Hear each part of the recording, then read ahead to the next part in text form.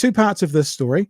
The first is Dr. Shane Reti is being called out, but the second is there's another GP in the National Party, and when they ask her about getting rid of smoke-free legislation, she basically says, I better not comment on that. And she's a GP, so I wonder why. Let's have a listen. Hopefully the audio will work. I'm sure it'll be fine. The health minister's iwi are making a public appeal to him to halt the scrapping of some smoke-free laws. But as political reporter Amelia Wade explains, Shane Reti disagrees. During peak pandemic, Dr. Shane Reti got on the tools with his iwi Ngāti wine to get Kiwis jabbed. With Kia ora Ngāti Wai, we're actually going out to the communities for the rest of this week as well. Hey, a little side question. Why are the news agencies adopting the language of the anti-vaxxers? Why are they saying jabbed? You know, that's what the anti-vaxxers, it's a jab. It's not a vaccine, it's a jab. Why are the TV3 news agencies co-opting that language? He went out to help get people vaccinated. I thought about that when I watched it last time, and I know it's not about the story, but it made me wonder out loud. Well, to try and remove the hurdle of distance. Reti is now the health minister, and Ngāti Wai again wants the doctor's help. What is the most important thing? It is people, it is people, it is people.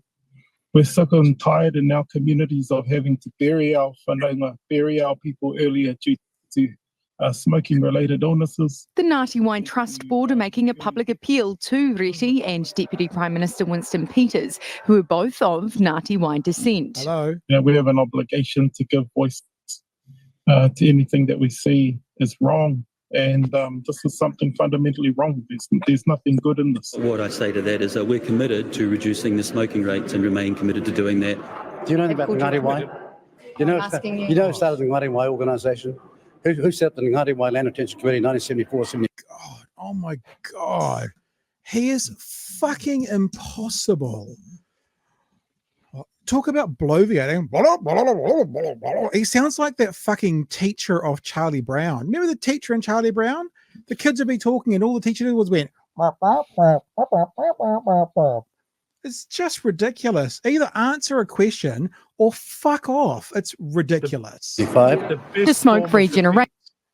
Yeah, it is actually. So what happens when he gets caught out? Time. We didn't play it last night, but when he got asked about what was kainga order means, he took about a beat or two and then went on the attack. You could see it. They didn't play it in the news. I had the clip of all of it, but yeah, I agree. It's his first. It's like if you've got a wounded dog in the corner of the room and you're trying to get it, it strikes out. Because I've said this before, this is going to be really disrespectful by some people.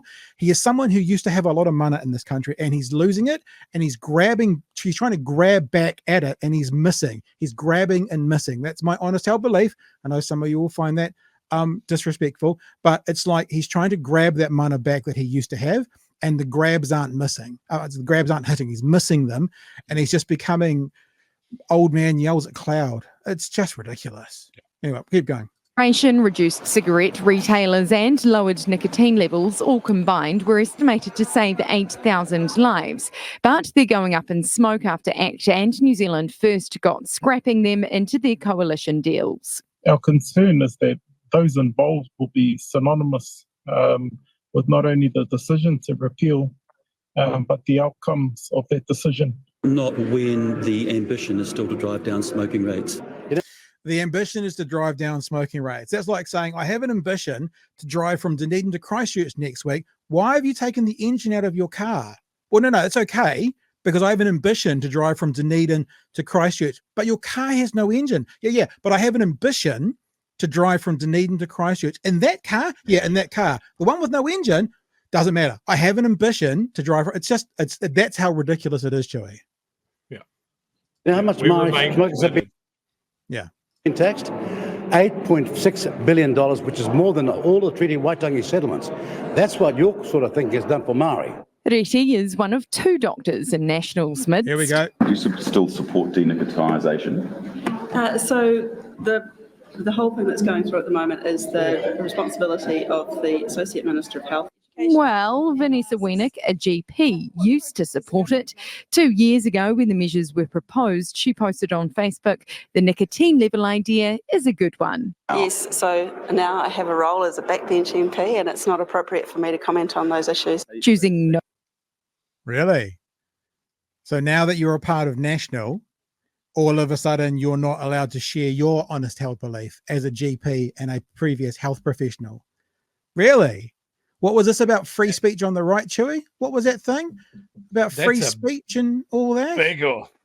That is a maximum off, my dude. The absolute panic in her eyes as that question came out. But this is what I'm saying. This is actually a really big story. No comment over her own clear personal views. That'll do us. I wanted to get that out there. So Shane Reti, his iwi, is saying, what the fuck are you doing, dude? We're trying to stop our people dying, and the legislation that you're putting in, your government's putting in, and you as the health minister, is going to contribute to our people dying. Oh, but my car with no engine and no wheels, I have an ambition to drive it to Christchurch. Yeah, and it's the theme of this government. You know, we remain committed to our climate goals, but we've removed all of these things that would help us do it. We definitely want to encourage people to use EVs, but we've removed everything that encourages people to use them. Of course, we want te reo to be valued, but we're going to remove all value from it. It's this stuff doesn't just happen organically, or if it does happen organically, it happens a lot slower than it could do. Yeah, that's what it is. That's the fuel on the fire. Things. I mean, that's what they've said. We showed this graph about the smoking, that the rate up to 2080 would drop down, and if we kept the legislation, it would be down below that level at 2030. It was like a 50-year difference of the current decline versus the introduced decline via Smokefree 2025. So it's unfathomable. And I mean, and he can't listen. You know what's going to be? He's going to leave politics. This is Dr. Reti, and he's going to do what right wingers do when they leave politics. He's going to grow a fucking conscience, and then he's going to start talking about how that was a mistake. Just like all those GOP guys, once they left and could say what they believe about Trump, just like Chester Burrows when he left and he could start to talk about gang patches, all these guys on the right, they find a heart and they're free from obligations to their funders, my honest held belief, once they leave politics. I guarantee it. Go and write it in your diaries, Whanau. He will, when he leaves politics, look back with regret at this decision. Yeah. And we haven't even talked about the other reason that Reti was in the news this week. Why? What? So he's responsible for reviewing, and I forget the name of this program, but the program that gets more Māori people in medical training. He was a direct beneficiary of that program. Yes. And now they're reviewing it. Yes.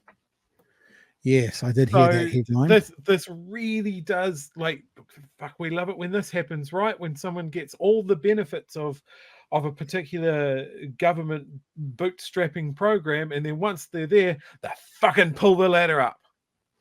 Yeah. My fury will be righteous and white hot if he manages to can that program, because like it's a common whipping boy. Like those, I hate this term, affirmative action type programs are a common whipping boy of white supremacist sort of structures in society, right?